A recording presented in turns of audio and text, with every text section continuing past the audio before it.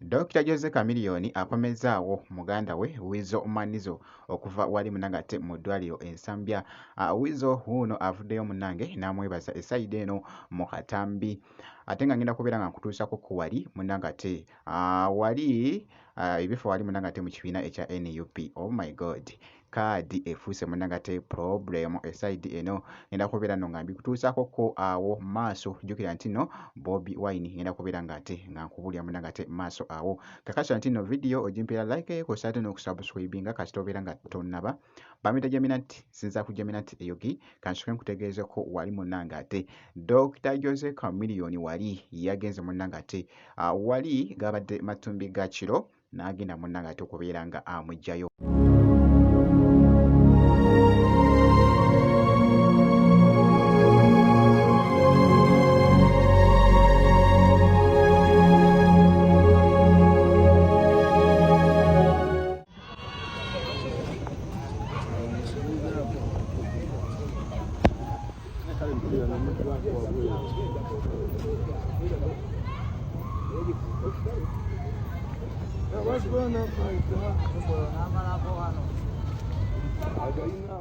Okutwayiza wamu yabadde Kagaali nga bw'ogezaho okulaba actually yavugiddwa okuva wali munangate mu ddwaliro nga bamufulumya munangate omutwala oba omuzaayo munangate ewaka.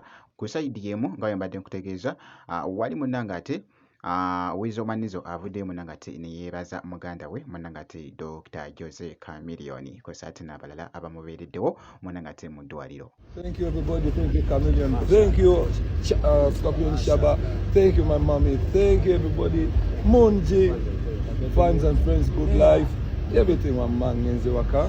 Let me go take care of myself. I'll be back like I've never left.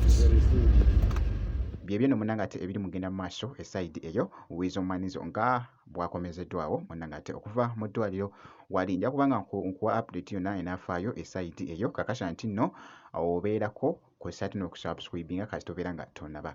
Kakati nno kankwongereyo ku wali ekiri wali munangate mu kibiina ekya NUP. Oh my god, kiri mu kutokota essayidi eno. Kaadi efuuse munange kaadi, abantu baagala munangate kaadi, abamu munangate batandise okulaba nga balaba kyebazaako tebakiraba in case senga nga kaadi nga tebasobodde munangate kubawa kaadi wali mu kibiina ekya NUP. Kakati nno waliwo nno ebibadde bitambula akatambi kaako.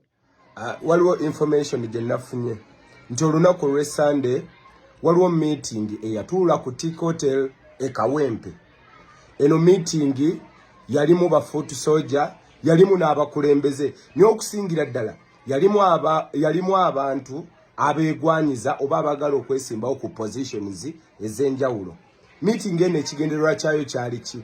Meeting eno ekigendererwa kyayo baali batema mpenda nti bwatya oba bwe batatuwa kaadi tugenda kuvaayo tukole kino na kino na kino. Kansubire nti abali mu meeting eyo mutegedde nti mwe bentegeeza.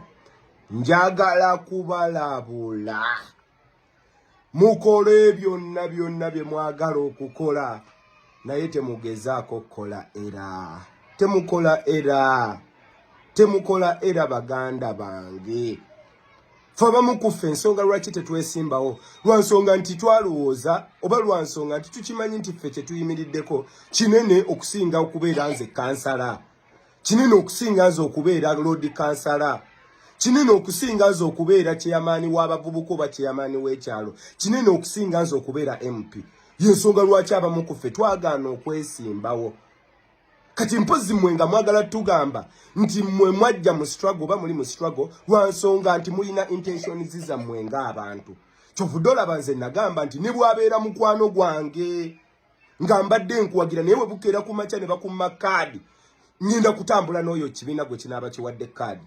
Ne bw'obeera mukwano gwange ekibiina ne kikumma kaadi n'okeera ku makya n'okola ensobi ne weefuula mbu simanyi olimuko weekalakaasa oba simanya mbu oli mu kkuba mmeeza, amazima gennyini ojja kundaba akanvaamu.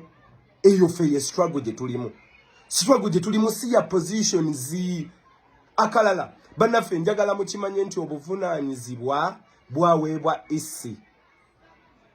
Yevunaanyizibwa ku kusunsula nti ono agwanidde, nti oba ono ayiseewo, ono adde emabega. Tewaliwo muntu yenna mu pate nga bwe mugezaako chipininga kuba kulembeza abamu mu pate nti ono yagenda okunnemesa ofuna kaadi nti ono yagenda okunnemesa ofuna kaadi ono yannemeseza ofuna kaadi nedda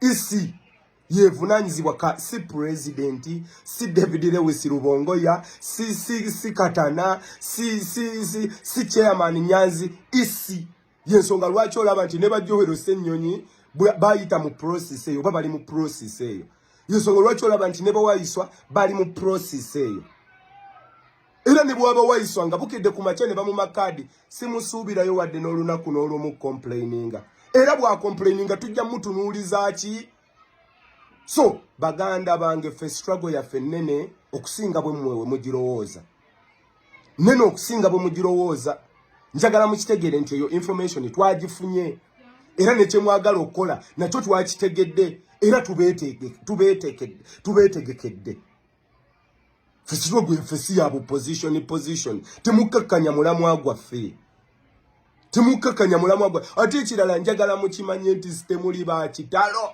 nga bwe mulowooza temulina kye musobola kukola nga bukedde ku makya ne bagamba nti gwe gundi tebakuwadde kaadi bagiwadde gundi tolina kyosobola kukola nti kyemugamba nti mwe muli banene okusinga bampuuga olaba twadiiringa ne bampuuga mpuuga alirudda waguŋŋamba otya mbugwe mbusimanya gwe mbwosobola okukeera ku makya mbugwe oba omiddwa kaadi n'ovaayo mbunno kigenda kukosa ekibiina kyemugamba nti bannayuganda obukadde obusoba mu 5 bonna beesimbyewo oba bo mulowooza nti basiru jjukira nti nno bino bibaddewo ebiti nkyekinzeko ko wali munangate omwana mwenzi munangate King Saha abaddeko ko wali ku live nga boogezaawo okulaba ng'ali mu goyingamuko ate crazy nga bolaba katambyako kati bye bakugamba bingi okubutaabula nekwesiwunanga kaira ntendawe yani akedde ku matanya okuzabaani mwatule mmanye lwakyakungana wananne mukuba ebikone namugwira zine muluma amatunga yoyo nno munangate mwana mwenzi munangate King Saha engeri gyabadde agoyingamuko ate crazy mu katambi era nga boolabye yabadde wali ku live nga ekutte akati ku mukutu ogwa TikTok kakati nno jjukira nti nno King Saha bakyali wali munangate mu Boston okubeera nga bali munangate mu NUP Diaspora Convention eside eyo era nga nja kubanga nkutegeeza ebinaafaayo munnange eside eyo gwe kasita obeera nga osubscribinze ebisigadde byonna bitulekere update yonna ojja kubeera nga ogifuna wano ku Jaminat UG kakasa nti nno osubscribinga video kasita obeera nga tonaba gilikinga ate nayo ogilikinge kibeere nga kitambwira ddala bulungi nnyo nzikiriza nkomewo ko mu maaso awo ate n'ebirala katono nnyo bwenti